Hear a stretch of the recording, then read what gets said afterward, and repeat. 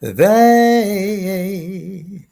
ask me how I knew Yeah, man. my true love was true. Oh, oh, You've oh. got the magic touch. It makes me Life and love so music much. with Manny Kellogg. And today I have a fantastic guest. His name is Zaid. He is a former lead singer of the Platters.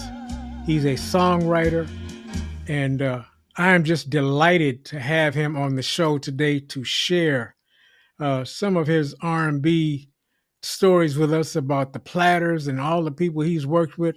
Stand by. Let's talk about what you've been doing. Talk to me, brother Al. How you doing, man? Say hello to everybody. Well, yes. First, I'd like to give respect to the creator of the heavens and the earth who created us all and have blessed me and blessed Manny with our gifts and bestowed upon us favors from him. Yes, sir. And I was my my initial Al, it stands for Alfonso. That's my first name actually. And I go by uh, Al, short, there's Al Zaid. I was born and raised in the city of Kansas City, Missouri.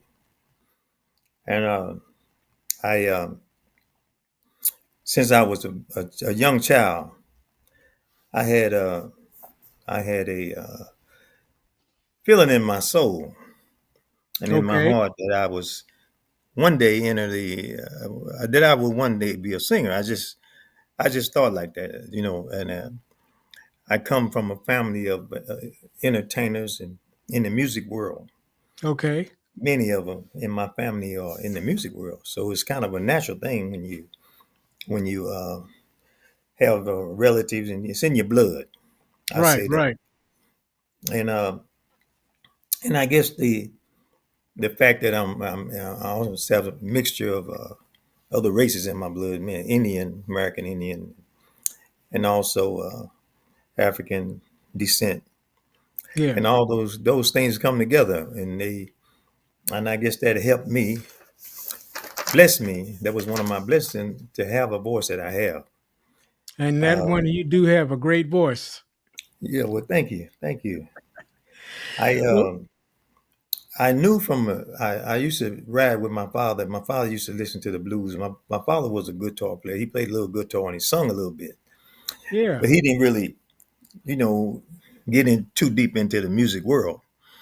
Although I did have relatives that on my mother's side, out of the North Carolina area, and my father who was from Mississippi, who married and then moved to Kansas City, and that's where we were born. Where they on both sides of the family, we had musicians and vocalists, and plenty of vocalists. And it took a while, you know. We was spread out all over the country. On one side of my family, on my father's side, one of my aunties, she had like 22 kids. Have And of mercy. the 22 kids, a few of them were in the music world. They were singers. Okay. Okay. And and then on my mother's side, we also had artists on my mother's side, and many of them were out of Memphis, and they worked for Stack Records as Stack. musicians. Yeah. Yeah. And um, and then on my father's side, my cousins, they worked for Motown. And I Okay. didn't learn all this stuff till I got older. You know, we didn't travel that much outside of Missouri. And they were in the Detroit area, Chicago, and the North Carolina area. So uh, growing up, I was able to listen to a lot of music, and that's one thing about music, especially for a vocalist. If you're a singer or a vocalist, even if you're playing an instrument, one thing that I learned, and I didn't know this until after I had gained the knowledge of what I was doing, Mm-hmm. is that the frequencies of music is very important. That's right. And this is the things that come into our ear. And then we listen, when we listen to music over and over and we adapt to those sounds. And some people, it's hard for them to stay in tune with sounds, and they will get criticized if they try to hit a note. They say, "Oh no, you off key." But if it's in you and you listen to it over and over, and eventually you adapt to it, Okay. and eventually you'll come up with the tonations and the sound frequencies, and you will hit those pitches, perfect pitch of those particular sounds. And as a child, I grew up. My father would play artists like Sam Cooke, Tina Turner. Back in Yeah. the back in Yeah. the back in the day, the Otis Redding and stuff like that. And I was very astute. I was I found myself as self-taught in many ways. My brother was my sister. She bought a piano for one of my brothers, and my brother he played the piano. He liked to play the piano. And so as a family, it was five boys in my family and two girls. And of the five boys, four of us was singers. Would sing a lot. So we would gather around the piano and we were singing. My sister, she was born later, but she was also a vocalist. And so we would all harmonize together, and that's how we learned how to learn harmonies, and Yeah. also kept our ability as to express musically various sounds. And we would uh when my mother actually, I was very shy. I was probably the shyest of all the brothers in my family. Okay. And so I would sneak and sing. I wouldn't sing where anybody could hear me. I would just do it, when I would sing to myself, sing to the music. I sang loud if nobody was around. Yeah. But Yeah. when I saw other artists, I would say, "Oh, I can do that. I know I can do that." And so my older brother, he was 1 year older than me. He was the first one in the family that sung with a R&B group. Mm-hmm. But when we were children, at the age of 8, my mother, she caught me singing. Uh-oh. The family had went out somewhere, and I was at home, and I was getting down. My mother, she heard me, and I guess she was stood outside the door and listened. And I was singing a tune by Jackie Wilson. And Jackie Wilson was a very good artist, and he had a wide range. He sure did. Yeah. Yes. And so that's how I knew I had a wide range, because I couldn't have sung those kind of songs if I didn't have a wide range. Okay. And I was, so when she heard me, she said, "Boy, I didn't know you sang like that." She said, "I'm going to take you to the church and you're going to join the choir." And that's Mm-hmm. exactly what happened. She took me to church, and I joined the choir, and they made me the lead singer. I was the youngest lead singer in the choir. I believe I was between 8 and 9 years old when I started singing. Okay. And I, 'Cause that was my age when I started playing. I was 8 years old. very good. Yeah. Yeah. That's right. Yes, we probably started earlier. We just didn't realize it. You My, you know you're absolutely right. mhm. But I knew 'Cause that's what I wanted to do. Didn't know mhm. if I didn't even know if I could do it or not, but I knew that's what I wanted to do is play drums. My mother would hum around the house. It's southern. How that Mm-hmm. southern smooth soul is. Yeah. Our families was we grew up working on the railroad. My dad worked on the railroad, and they would sing. They would hum around the house, and my mother would hum church hymns, and that was an inspiration for us. We would hear her, and we would that was part of our experience as listening as a listening experience, and she was good. Okay. And so she would listen to Mahalia Jackson and people, artists like that, and she would sing their songs. And so eventually, that became a part of the family and history. And I didn't know that I had other members of the family that was doing similar things. My cousins in Detroit, they became the background singers for Stevie Wonder. They were the body Okay. singers, the Okay. body sisters, that they call them. And they worked for Quincy Jones for a while. Now on that note right there, uh, who you mentioned Motown, Stevie Wonder.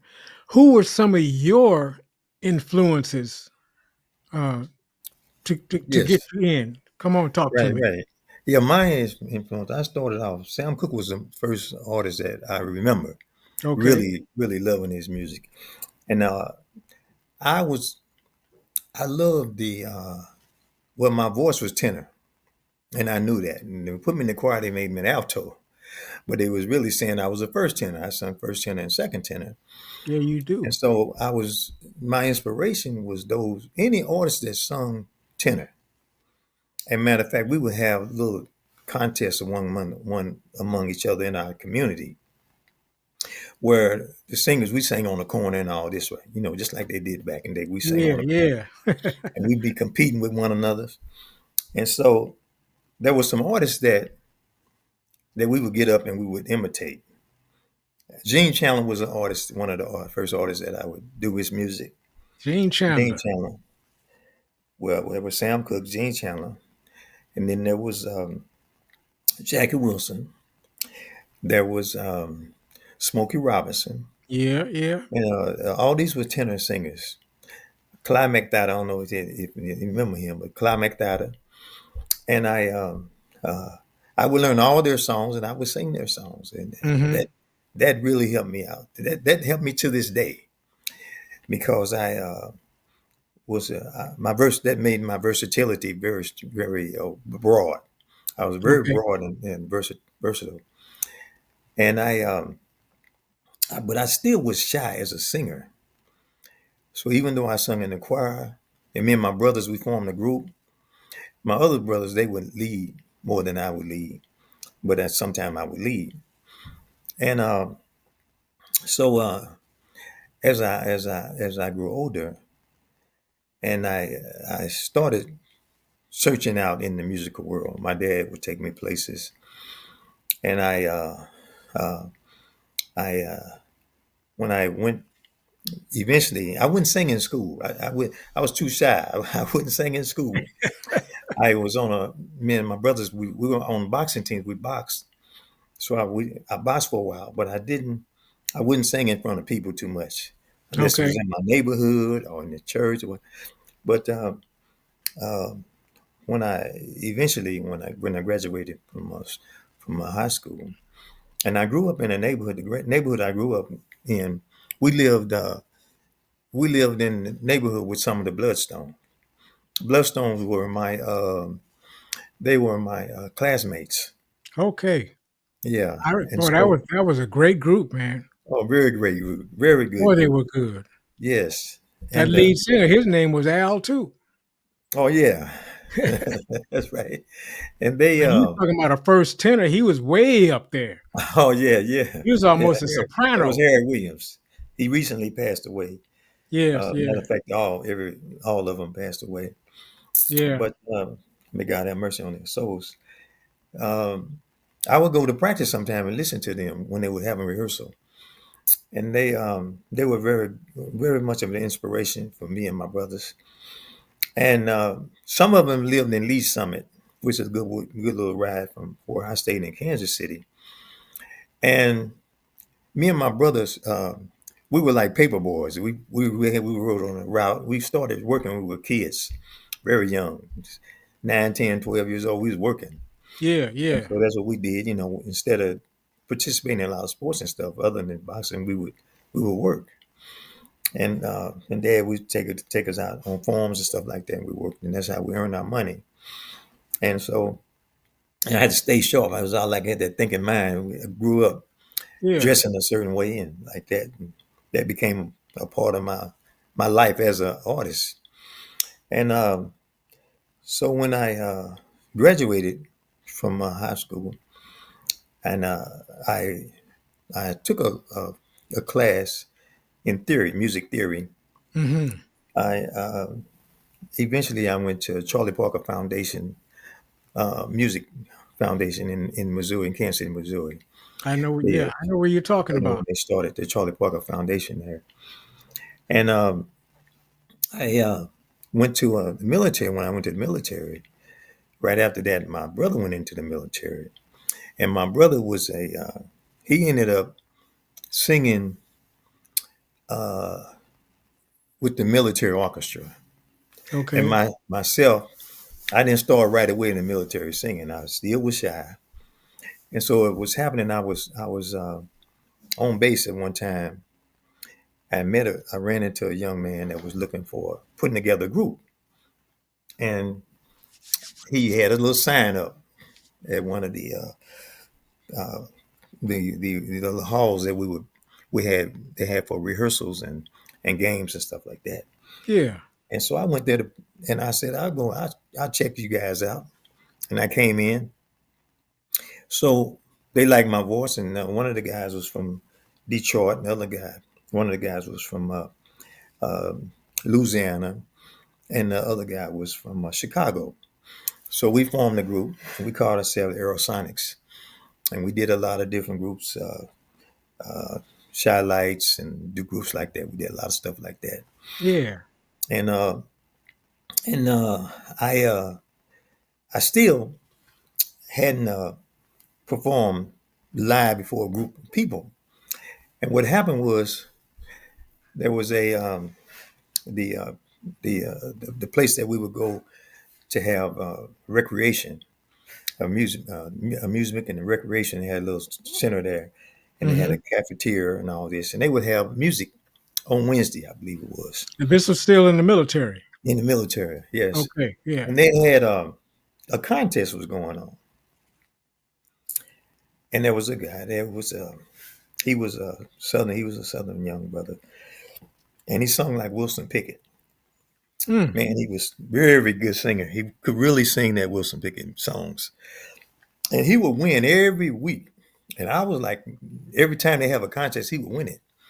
And I was new, and it was so happened that I was sitting there was we were always some guys that was all in the same barracks. You know, we stayed in the same section, and they knew I could sing. They heard me, and so the guy that was calling up the people, calling the people on stage, the MC, he asked a question. The contest was going on and everything. You know, he said, "Is anybody else out there?"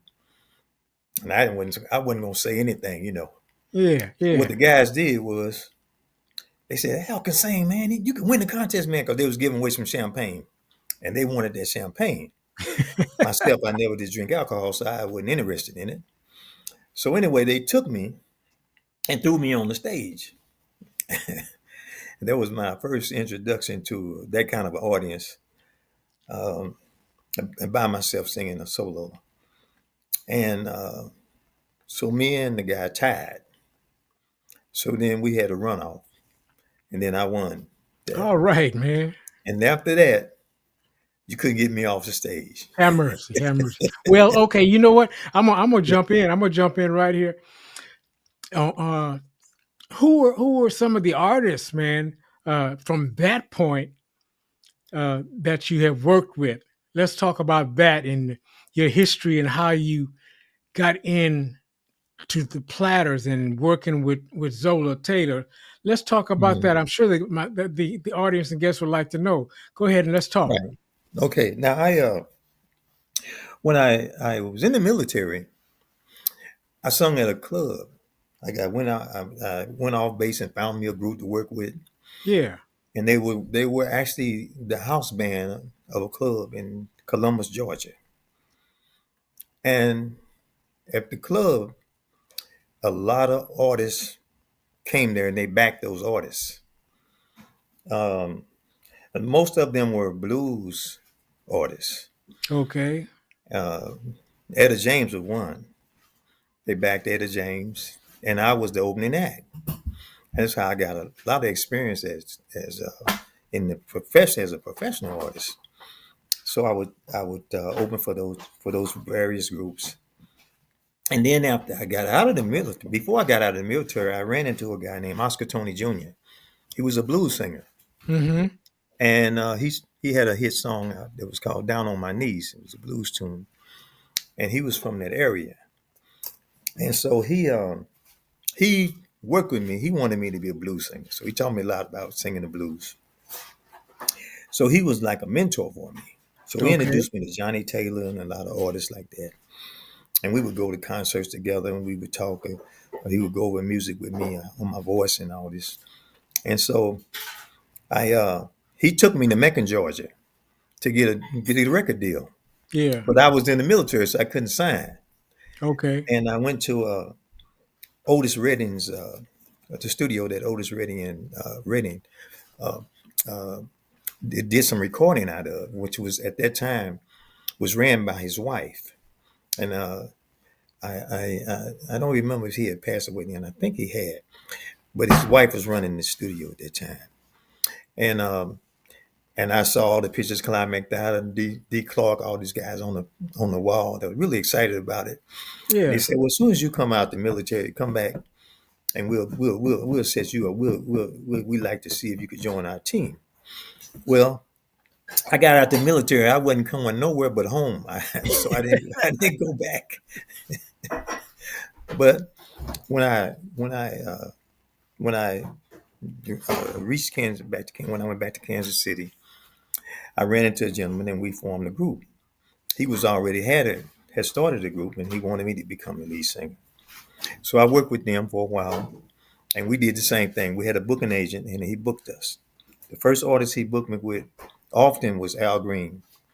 So I sung with Al Green. Al Green was I was the opening act for Al Green. I was the MC and vocalist. All So right. I would bring artists out and I would sing a few songs, then I'll bring the artists out. Okay. Okay. I worked with Bobby Wormack, Al Green, The Emotions. Oh, it was quite a few. Of course, the Boy Kays, Isaac Hayes. I got my first standing ovation when I was singing when something is wrong with my baby. I sung that on the Isaac Hayes show in the Okay. Municipal Auditorium in Kansas City, Missouri. And who recorded that? That was Sam and Dave Yeah. recorded that. Yeah. Yeah, Something is wrong. right, right. No, I'm not no singer now. I'm just I just know Matter the tune. Matter of fact, I think they kind of like took my ideal and they put it on their new song when they did it back when one of the brothers sung at which when he sung at the White House under Obama. They rearranged the song, and I think the end of the song is the way I did it when I sung it on their show. Okay. But maybe I'm wrong, but I think it sounded like it sounded Yeah. like the way I did that. But it didn't sound like my rendition of it. But I kept going and I through that. And then one day I was singing in a club, and I did a Unchained Melody Mm, by the Isley Brothers, and Unchained Melody was sung by the Platters, really? and Ebb Tide. I did that Okay. one. It was sung by the Platters, and I did um, oh, there was another tune I can't think of right now. Smoke Gets in Your Eyes.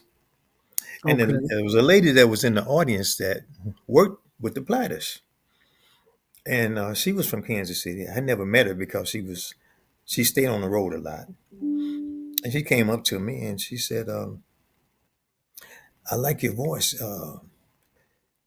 Do you know that there's a Platter group that's looking for a lead singer, and I think you can make the grade." She said, "How would you like to take take a chance and get audition for that?" I said, "Oh, I wouldn't mind doing that. I like that." At the time, I was working because I also went back to school and I studied engineering. I stopped for a while. I stopped music for a while, for about 16 years. I stopped. Then Hmm. I came back. But anyway, she told me she was going to introduce me to their manager. And the manager, his name was Shaker. And she introduced me to Shaker. She called him up and told him I have a guy that you might like his voice. And he'd like to audition for the Platters. And they, I was one of the guy, the lead singer had left the group. And so they was in the hunt. And they had a lot of shows coming up. They had a lot of shows overseas. And so he auditioned me by way of phone. And I said, well, I don't have to come there. He said, no, I can hear you on the phone. I can tell. You just sing it a cappella, Yeah, sing yeah, a cappella, and I'll be able to tell whether or not you make the grade. yeah. Yes. So I did smoke. I sung "Smoke It's in Your Eyes," and then I did. He said, do a little bit of Ebb Tide, and I did that. And he said, you the man. He said, uh, I'm gonna give you some instructions. You can come and meet us, and we're gonna have rehearsal this time and that time. And now they were in L.A. and I was in the Sacramento area, so I had to fly into L.A. to practice with the groups.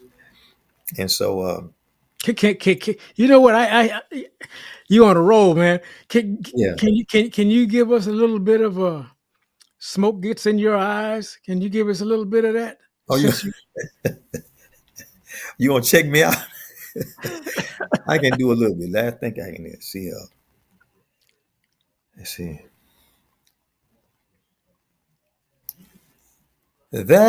They ask me how I knew Yeah, man. my true love was true. Oh, I of course replied. There you go. Yeah. that's I that's was that's blessed to that's brother maintain my Al voice all Zaid. these years. That's the hardest thing. Yeah, yeah. It just reminded you listening to Mhm. brother Al Zaid, and he was the former lead singer of the world famous Platters. And I'm not going to stop him here, but I'm going to take a quick break, and we're going to acknowledge some people that's behind the scenes, brother Al, and I'll be right back at you. How about that? All right, sounds good. Life and Music with Manny Kellogg. And I got to acknowledge, I just can't go any further without acknowledge some people behind the scenes that make this show happen. And the man that does all the work, he does my editing. He's behind the scenes producer. And his name is Jay Diggs, Diggs Entertainment.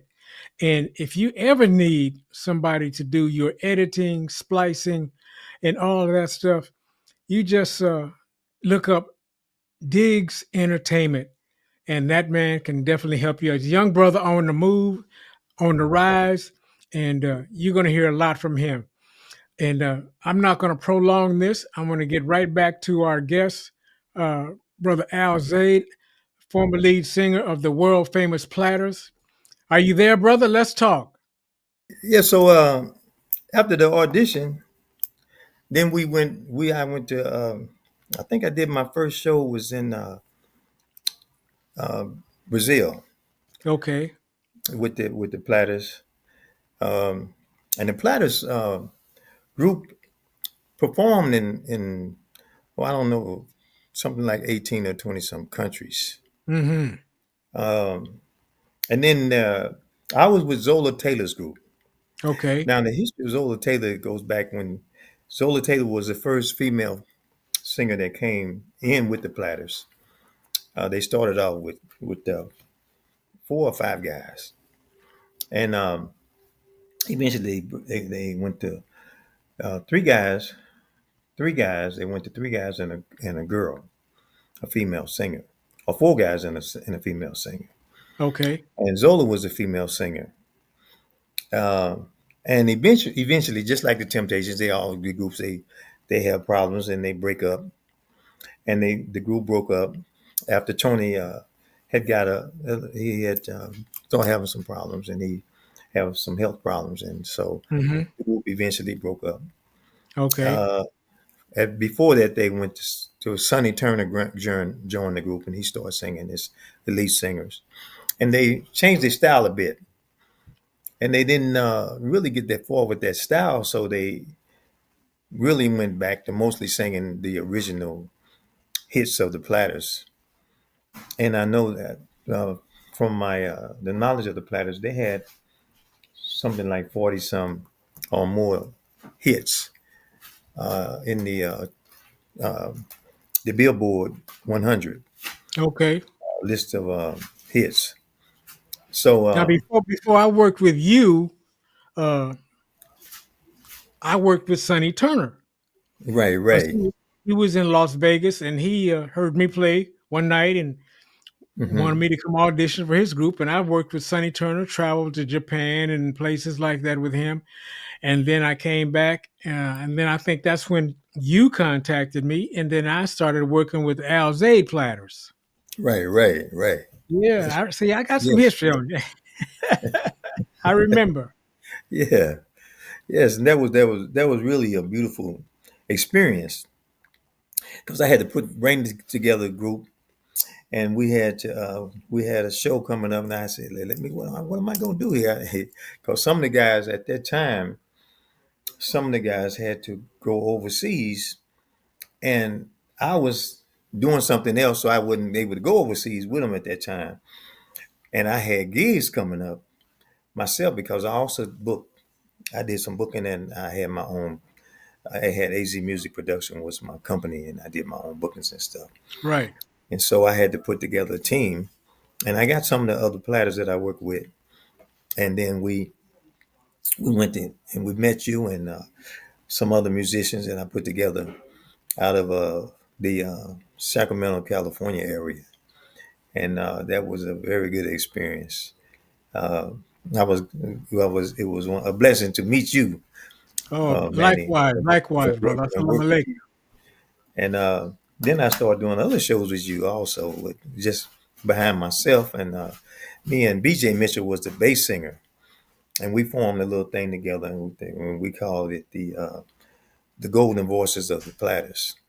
And it was Okay. a bass singer and myself, the tenor singer. Yes, and so we that worked out real well. And I moved to North Carolina in 2019, and that particular year he passed away. Hmm.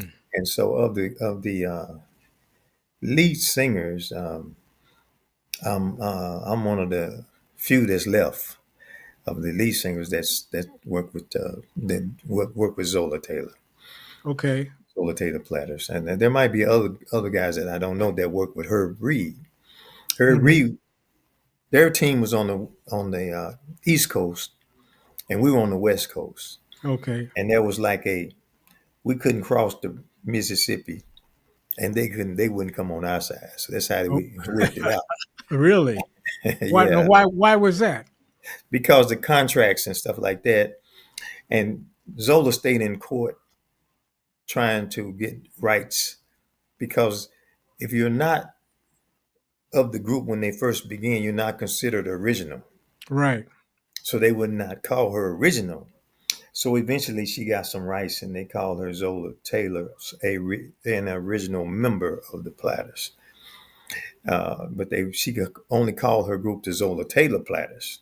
Hmm. Okay, now sometimes overseas it didn't matter, but in America we had to go by Zola Taylor's Platters, and that's how we kept from kept out of court, I guess you would say. I understand. Yeah. But Sonny Turner had to say Sonny Turner's Platters. right, right, Yeah. right. Yeah. I remember. I Yeah. remember. You're So right. that's the way the music world ran, you know. Yeah. Yeah. But But we tell me something. I know that you've done a lot of traveling and you've seen some things, you've done some things. Can you share with the listeners and the guests what are some of the most funniest things that Al Zaid has come across in his career? Some of the funniest that you can share with us, oh if there's some. It's, I don't know if I should share this or not, but anyway, it was funny. The There was a time when I was doing the MC and I was MC vocalist. And I got a call from our the guy that booked us, and I probably can tell you this because he ain't around. But anyway, he booked a group out of Missouri that wasn't the real group. Oh, And they was not the real group. They was actually a fake group, okay. and I didn't know this. So we traveled. We had a bus take us to Texas to do this show, and so we was all riding in the bus. And we was traveling. We just talking and having fun. But I noticed that all the guys had they were loaded. They had Uh-huh. pistols. I didn't have a pistol. I was like, man, why y'all got pistols? What's the deal? Yeah, So anyway, so we pulled up in Dallas, and they had this group. I don't want to name the group. I don't want to name the group, but they had the group's name all over the billboards everywhere, all over the trees. And I said, "Wow, man, we ain't gonna have no audience because this group is in town." That's what I said. yeah, They got yeah, looked at me and laughed. They didn't pay no too much. They didn't let me know what was happening. And so when we pulled the van up to take out the equipment, the same signs was on the doors. I said, "Hey, man, look like this group's supposed to be here." I said. So anyway, we went. We had loaded up and we started to uh, perform the show. The show was in a kind of unusual building. mm-hmm. The building was set up where the crowd, the stage was up high. So from the top of the stage, from the stage, you can see the people in the audience across from you that's in the balcony. The other Okay. people kind of looking up. Yeah, yeah. And that particular stage, Seal Johnson fell off that stage and broke his arm, I believe. Have mercy. That's how it was that particular stage. And so we were.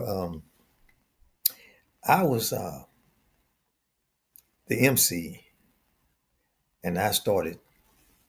I said, "Ladies and gentlemen, right about now, showtime. I'd like to bring to you so and so, so and so, so and so." And, Yeah, and I called the group out, and the group they got to perform. I mean, they was because we had a lot of competition in Kansas City, Missouri, yeah, and we had a lot of groups, and we would challenge one another, and then we had a lot of contests. It was like that. So most of the groups were very very good artists. They could take the place of anybody.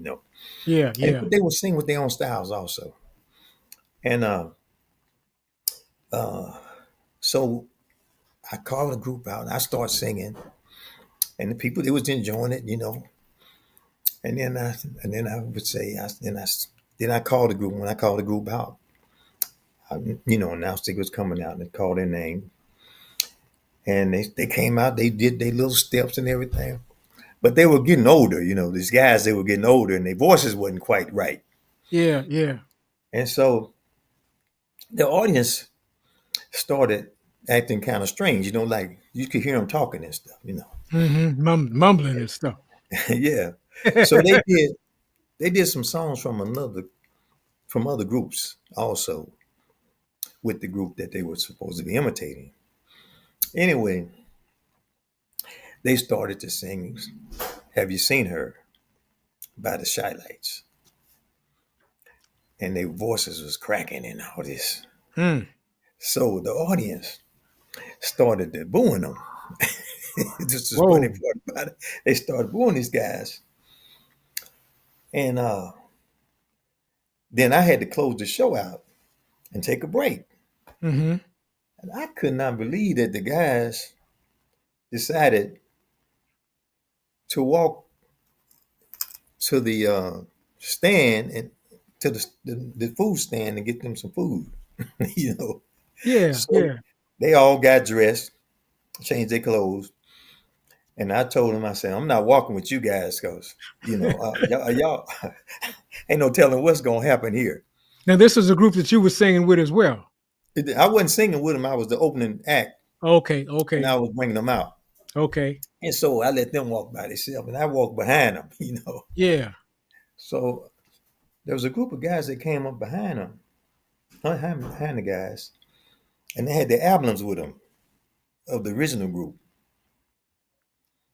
and they circled around them, and it was got kind of nervy. But the thing was, the owner, the guy who promoted us, Hmm. he knew something might happen, so he had everybody searched before they came in the door. So, you know, so anyway, he had everybody searched before they came in the door. So when they got in, when they came in, and when they walked down the hall, all these guys circled around, about 7 guys circled around them, and they all in unison said, "Have you seen her?" And making fun of them. Yeah, yeah, And so they said, you guys ain't the right dudes. You ain't, this ain't you." They showed them the albums and all that. yeah, But yeah. they shook their hands and they said, they said, well, we're going to have to just enjoy ourselves because we're here. So they didn't, wasn't no trouble. But when I went back to bring out the second show, that's when the peak crowd started going off. I, uh, I started off and I could do a lot of Al Green stuff anyway. That's why Al Green was comfortable with my band backing him because I did all this music Okay. before. When they hired, he didn't have to practice much. So anyway, they would bring him from Memphis to Kansas City, and we would back him just that afternoon or that morning. And then that show that night we would do shows, and then we'd do some other shows. Then we went to Oklahoma, we went to Texas, like that. So anyway, I came out and I sung a song, and then I said, "Well, ladies and gentlemen, it's showtime. I'm bringing out to you so and so, so and so." And they start booing, Mm, really booing, like screaming. really, really. And one of the guys in the group, his name was Russell, uh, and Russell could sing Danny Boy like nobody's business. I mean, he sounded like Jackie Wilson singing Danny Boy. Man, just you would think Jackie Wilson was on the stage. Yeah, yeah. And so when I brought him out, uh, the first thing the group said, we're gonna do a song by Jackie Wilson. And when Russell hit them notes and started singing that, he got a standing ovation. Whoa. That that took the fire out the place. Put like pouring water on the people, Yeah, and yeah. it was ended up real well. But That it that's was that mainly settled because the he did audience that settled down a real little bit. well. Say what now? So the audience settled down, settled Yeah, they down. settled down, but it was really comical because it was so funny. We was riding home and laughing about that experience, you know. But yeah, that was one thing that happened. It's kind of unfortunate that they did Brother Al, something. what are moving right along here? What are tell us what some things that you're currently doing now. You got any shows coming up? You recording or anything like that? Talk to us.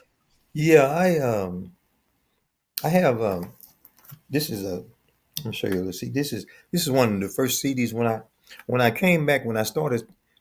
I left the music world for a while. I went to study, and I came back. And the first thing I wanted to do was make my own CD.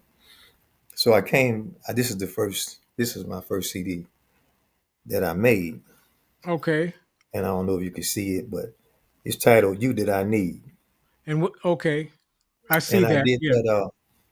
that. It was a struggle for me to do that particular CD. The struggle was finding the musicians, and also I had to write the songs myself, and it was kind of a pressing thing because it was a lady came up to me and she heard me singing, and it was really a blessing.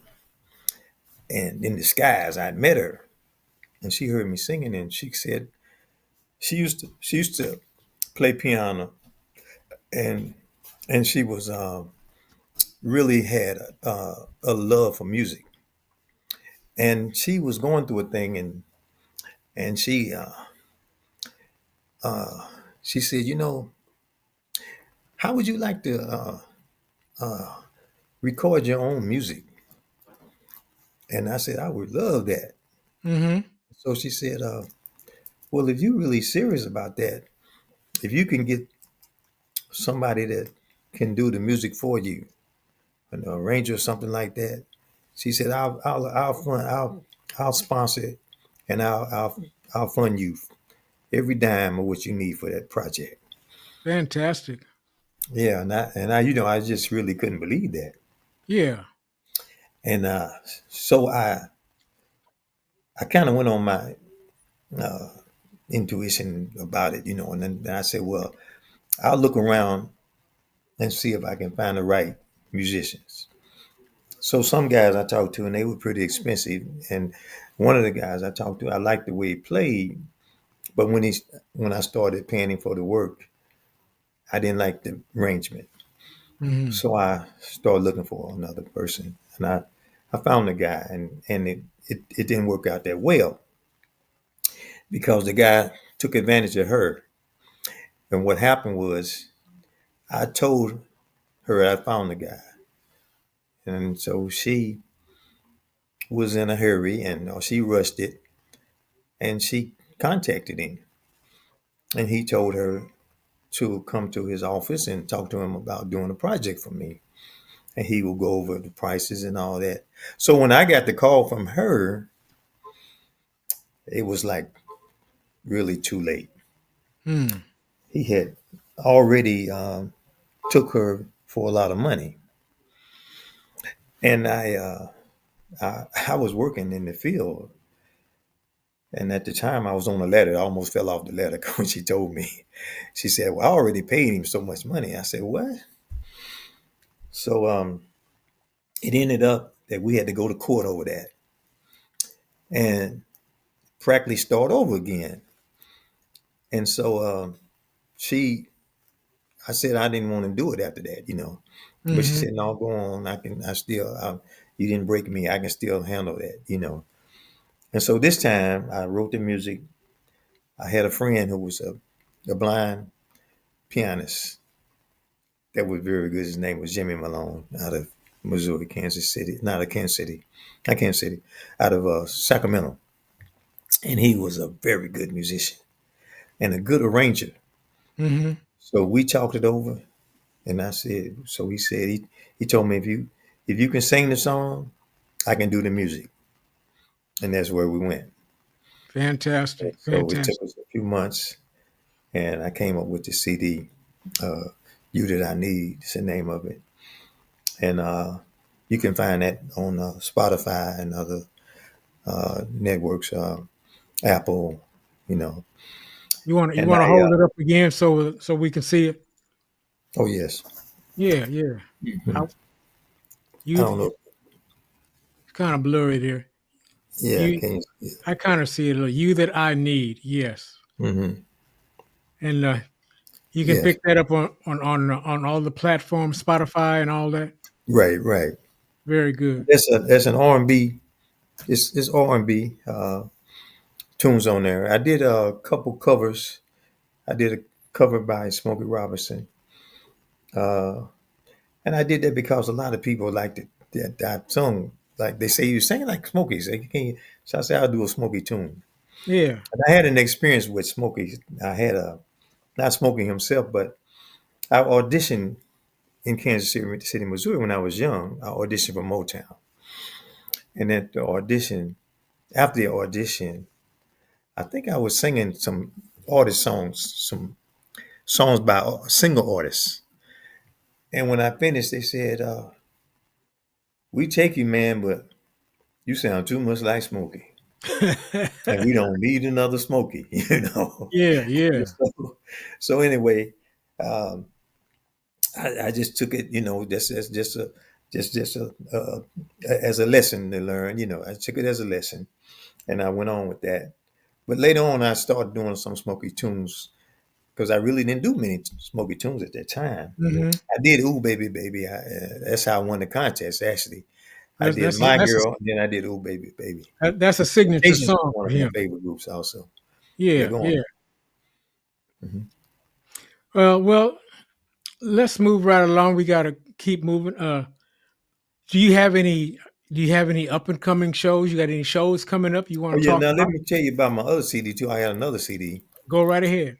Yeah. Now this is the CD that I did later on after I sung with the Platters, and I I did these more. This song is more about what you would call classical tunes by crooners, as Okay. well as a few R&B tunes. I The name of this CD is "The Nearness of Love," The nearness of love. right?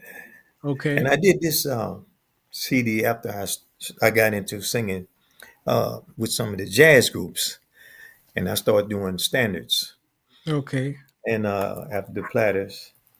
And so this CD was like, to me, was like a contribution and a tribute to some of the greatest crooners in the world, and that's Okay. why I did this particular tune, Yeah. this particular CD. And I have songs on here like "Autumn Leaves," Mm-hmm. "More," uh, "Nothing Can Ever Change This Love," which is by Sam Cooke, "Always and Forever," uh, "I Wish You Love," "What a Difference a Day Made," Mm. "The Nearness of You," "Why Did I Choose You," and "Fly Me to the Moon," "Since I Fell for You," "Sitting on the Yeah. Dock of the Bay," Yeah. Yeah. and "Funny Valentine," and "If." Uh, and so this particular CD can also be found on the same on many of the various sites. Platform, Spotify, and all that, right? Hmm. And I have been working recently here in northern in North Carolina. I when you move to a new city, I know you know how it is. How it is. You have to get to know the musicians in the area, That's right. and you have to Mm. go around and meet everybody. Maybe go sit in jam sessions and stuff like this here, so they'll know who you are and whether if they're looking for someone or something like that to fulfill some bill that they have, or they're looking for someone to join their group. Then that's a responsibility that we take upon ourselves as musicians and artists. And so I moved here in 2019, and I didn't really get out and do much music till 2020 and 21, but it was COVID was going on, so things were Right. slow. Right. Right. But I was able to book myself in some places as a singer artist, and I would use background tracks and stuff like this, background tracks, and maybe a keyboard player, just me and a keyboard player. And I went to a one of the hotels here in North Carolina, and it's one of the upscale. It's an upscale hotel, and it's name of it is O. Henry's. Mm-hmm. O. Henry's Hotel, and they have a nice lounge inside of O. Henry's, and they have jazz there.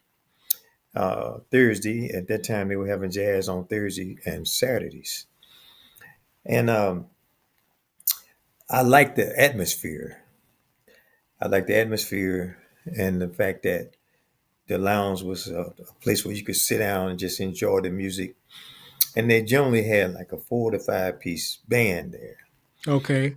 So I introduced myself and I gave some of the guys my CD, but I never heard anything. So I, I said I just keep coming until something break. And Yeah. so I would go and hear different groups there, and the band were back singers though, which was a good thing. They were back singers, but they had a long list of singers. They probably have, I would say, they maybe 15, 18, and 20 singers. Every night, And all every time they perform. they were every time they performed, they would have a different singer. So that made the schedule stretch out. So even if you're doing it twice a week in a year, you got 54. Oh, I follow you. I follow you. Yeah. Okay. Yeah, yeah. So they would stretch them out so they would have. So maybe they on Thursday only they would have a different singer every Thursday. So I had to find a way to get in the schedule. Okay. So I in the I'm in near the Greensboro area. So when you go in different directions, every you travel on the East Coast is not like the West Coast. You go through different cities, different states when you go on the East Coast. So there's various places like you. I leave Greensboro, I go up to Winston Salem, and they have music there. Then you go to another city, they have music there. You go to the other direction, there's different places. Okay, so I went to Winston Salem. I found out that they were having open mic in Winston Salem. So I went to Winston Salem and I walked in. The band that was playing, it was a band guy playing upright. They had a drummer, a right bass player, and a man on piano. The night I went there, the leader of the group wasn't there. He was playing at another place. So I went in and I asked the group. I said, "Do you play behind walk-ins?" And they said, "Well," I said, "What you do?" I said, "I'm a vocalist." They said, "Oh yeah, we play behind walk-ins. Anybody want to get up and do something?" Uh, so they asked me what did I want to do and what songs would I like to do and my keys and all that. So I got up and did a song with the guys. I did a couple songs. I told them I introduced myself to them. I let them know I used to sing with a group and a national group, and they said, "Oh yeah." So I told them I sung with the Platters. They said, "Oh yeah." So well, come on up. Mm-hmm. I did two songs with the group. When I finished, I, I started talking to the guys. When I finished, one guy said, "Well, I think I seen you somewhere." I said, "You have?" He said, "Where?" I said, he said, "Well," I said, "Well, I went to old Henry's and there was an upright bass player from they're playing. I talked to him. I think I left him my CD, on my card." I said, "I think I left Mm-hmm. my card." He said, "I said, I was that. I don't know if that was." He said, "Well, I play at O. Henry's." I said, "You do?" I said, "Maybe that was you." Anyway, so he went. He took a break and went, and I guess he went and looked in the glove compartment somewhere. And he found my card. He said, "Yeah, this is you." He said, "Well, man, after I heard you tonight, you don't have no problem getting in Okay. O. Henry's, right?" Yeah. Yeah. Okay, so he said, "I tell you what, next week the leader of the group will be here. You come back and you sing a song, two with us, and then you talk to him. And I'm quite sure you get in on Henry's. We don't know when, but we'll get you in there." Okay, so that weekend, I and this I went to another place called Milner's where they have another jazz group, and they have like a 4 or 5 piece group there. And that weekend, the piano player that plays at the other place, he was sitting in at that place with that group because they needed another piano player for that night. So that was when I met him. So Okay. I didn't sing with them that night. I sung with him another week. A couple weeks later, I sung at another place with another group. But he said, "Yeah, you come on by where we play on Tuesdays, and I'll get you up and I'll check you out, man. If I like you, man, I'll get you in. You don't have no problem. I get you in on Henry's." Because I went to the office and the people that hires there and everything. They wasn't the people to talk to. So anyway, when I came back and I sung, it was about. He said to me, he said, "Look, we got a big list of people. We got a large list of people, but I like you so much. I got to get you in there." So what he did was he said, if there was a young lady that would perform on one of the Thursday nights, and he said she has a show coming up, and I'm gonna talk to her and see if I can get you to do a part of her show, Okay. like maybe 30, 40 minutes. and you and her maybe do a couple songs together, and then you do your show, your part of your show, Yeah. and then she'll split the night with you because she does like a 2 hour show. Mm-hmm. Boy, So that's a long show. yeah, so they do all together 3 hours. She do it. They out here they'll sing the singer to death. So they'll work the singer. So Yeah, anyways, that's what we did. So that's we good. went and rehearsed because they both of the guys taught at one of the at the universities here. So at one of the universities we met and we had a rehearsal. So me and a lady we did three we did four tunes together. We did Nat King Nat King Cole and his daughter tune by them. We did When Something's Wrong with My Baby. Mm-hmm. We did Marvin Gaye and Tammy Terrell. Man, man. Yeah, and so Yeah. and it was a shocker too. They hadn't heard nothing like that. The audience was really loving it. They Yeah. hadn't heard nothing like that, and that was one of my fortes was duets. So I did a lot of duets. I would rearrange the duets, Mm-hmm. and I had at one time I had a singer that worked with me that was a very good singer, and she sang second and first and second soprano, and she sang alto. And so we would switch up on the tunes. And I rearranged. I did the rearrangement for Lionel Richie songs. Also, do the Van Joseph tune. We did different arrangements, and I arranged them in my own style, and we Yeah. would sing those duets. And so that's some of the things that I've been into. I had one time I was booking a lot of shows in California, and I booked various groups, the Delphonics, uh, the Stylistics, and I did that in California In for the California. State Chamber of Commerce. Yes, Very good. for about I well, 3 to 4 years. I gotta Mhm. shoot another question to you because we're running out of time here, and I want Okay. in a brief mode. Uh, I would like for you to give some advice to some of the young up and coming vocalists, wannabe songwriters and arrangers. Can you tell us something like that, kind of brief? Yes. Share some of your experience on that and what they could do. Mhm. Yes. As a up and coming artist and vocalist, and no matter whether you playing an instrument, it's practice perfects. They say makes perfect, Yes. and that's one thing that I did practice a lot, and it's good for the singer. Like a singer always have their instrument with them, and you live your instrument is in Right. is a Right. part of Right. your biological makeup, and that's a blessing. And and you make it your best friend. And I was always when I'm alone or when I'm working or doing some things, I was always working on my vocals, and I tried my best to perfect my vocals.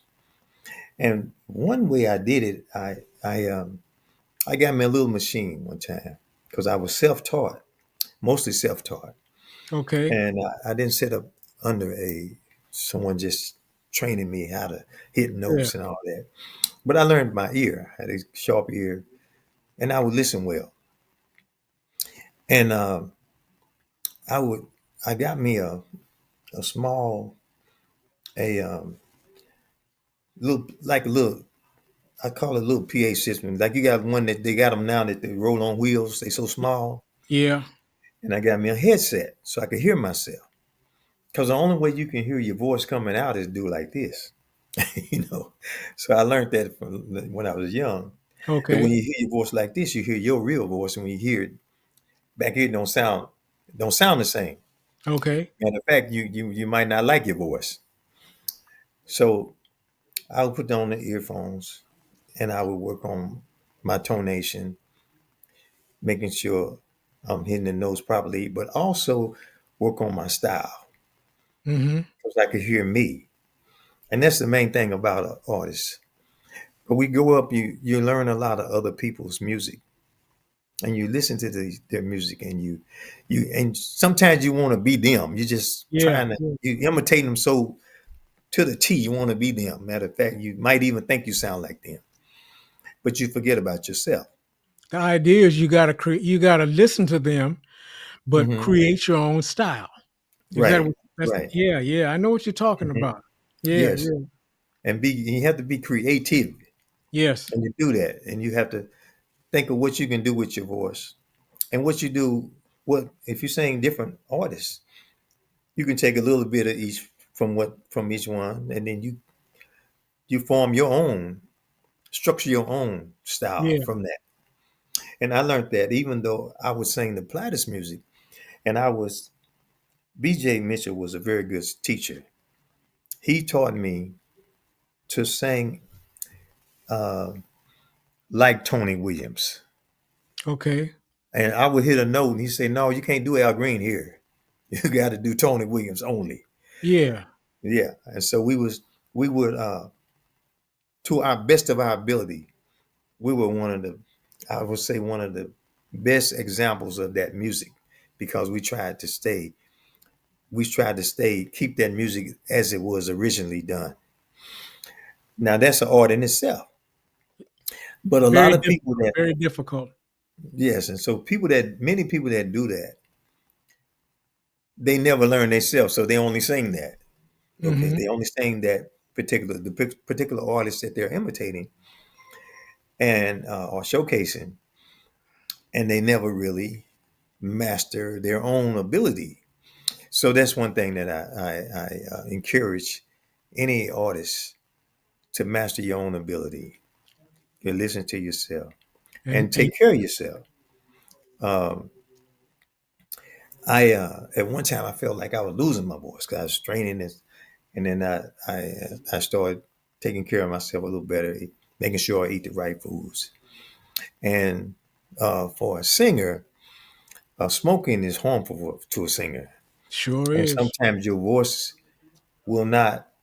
You might go a long time, but you will get more raspier and more raspier and more raspier until eventually you might not have that beauty in your voice that you had before. Sooner or later, it's going to catch up to you. That's right. You know. So take care of your health and and and and take care and make sure you I uh, I made sure I kept good company and Okay. not get caught up in the riffraff and get wild in that world Yes, sir. because that Yes, world sir. is just taking. I've seen a lot of my friends pass away. I've seen a lot of them die young Me uh, too. from that lifestyle, Yes.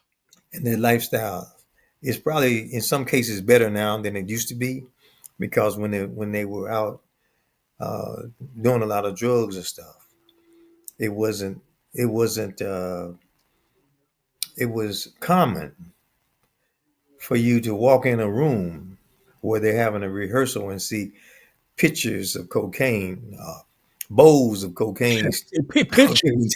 just get high, before they go on stage. And a lot of times, the artists felt they had to have something to stay awake. That's right. To get them, And give them that oomph, get them up yeah, there. Yeah, I yeah, hear right. you. Because these people were making money, and they're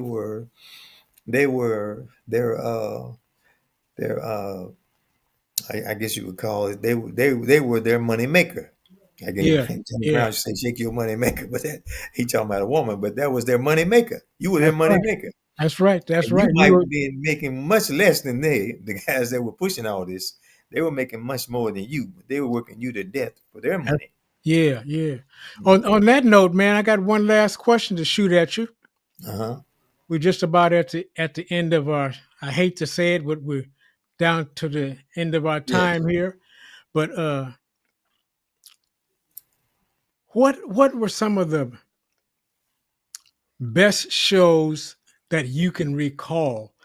Be give me just a couple of things that you. I mean, some fantastic shows where you and the Platters walked off the stage and said, "Man, that was a great show tonight." Just one or two. Well, one of the shows that I really really loved, and it was like I don't know if it was the ambience, the place. We performed in Singapore. Okay. In Singapore, this auditorium in Singapore. When we performed there, I think we was like the second or third group that performed in that auditorium, and the uh, the the acoustics in the room, it was like off the chart. Okay. Oh, it was off the chart. I remember them kind of rooms. Oh yeah, Yeah. and when The you could, acoustics and were perfect. when you sing, and we were singing, uh, we were the experience for me, because I hadn't been with the group that long, and the experience was overwhelming, and the way they treated us there. Yes, yes. And we went on tours, and we saw the country, and we had the people were so responsive, and there were very long lines, people standing in line to take our autographs, and it was just wonderful. Yeah, yeah. And I mean, in a lot of the foreign countries that we performed in, if they didn't speak English, they might a lot of the people didn't speak English, but they knew every word of the song of the Platters They sure music, did. They sure knew every did. I word, remember that. and Yeah. They'd be in the and they audience would. singing right along. Yes, that's right, that's right. Yeah.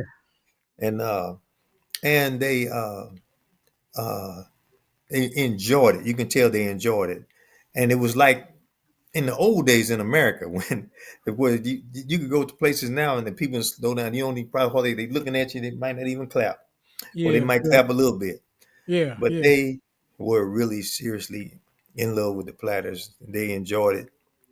They didn't know if we were the older Platters, the newer Platters. They treated us like we was the same guys. They knew they were listening to Platter's music.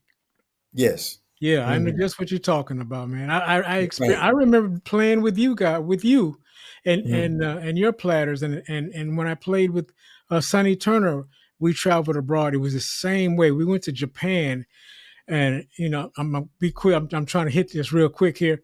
Uh, those nice those auditoriums would just seem like they were just perfectly tuned for what we were doing, and then Yeah. you could hear the people in the audience. They didn't know, they couldn't speak a lick of English like you said, Hmm. but they knew Right. every word of them, each song that we were doing. Yes. Yes. It was so amazing to be there.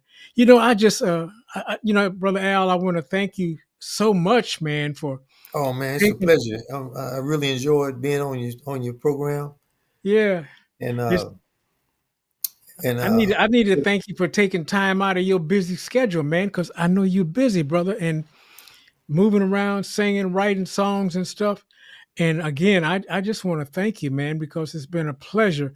And again, it's been a pleasure having one of the vocalists from mhm. that sang with the Platters here Yes, in our yes. studio today, Mr. Al Zaid. Again, Yeah. I applaud you for what you've done. I applaud you for what you're doing.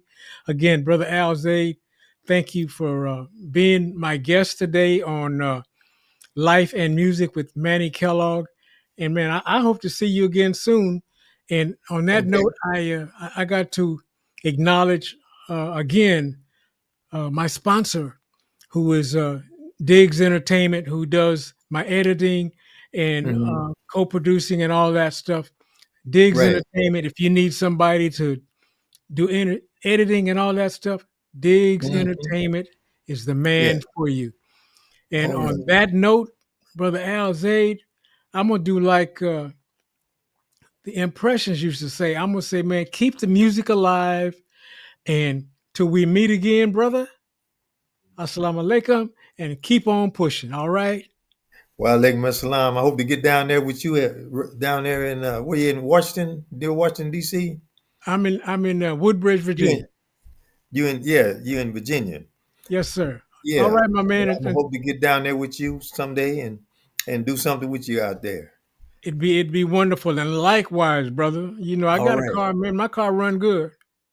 Okay. I got to get you out here. I got to get you out here. All Okay. right, brother. God bless. Take care until we meet again. Keep on pushing, man. Keep the music alive.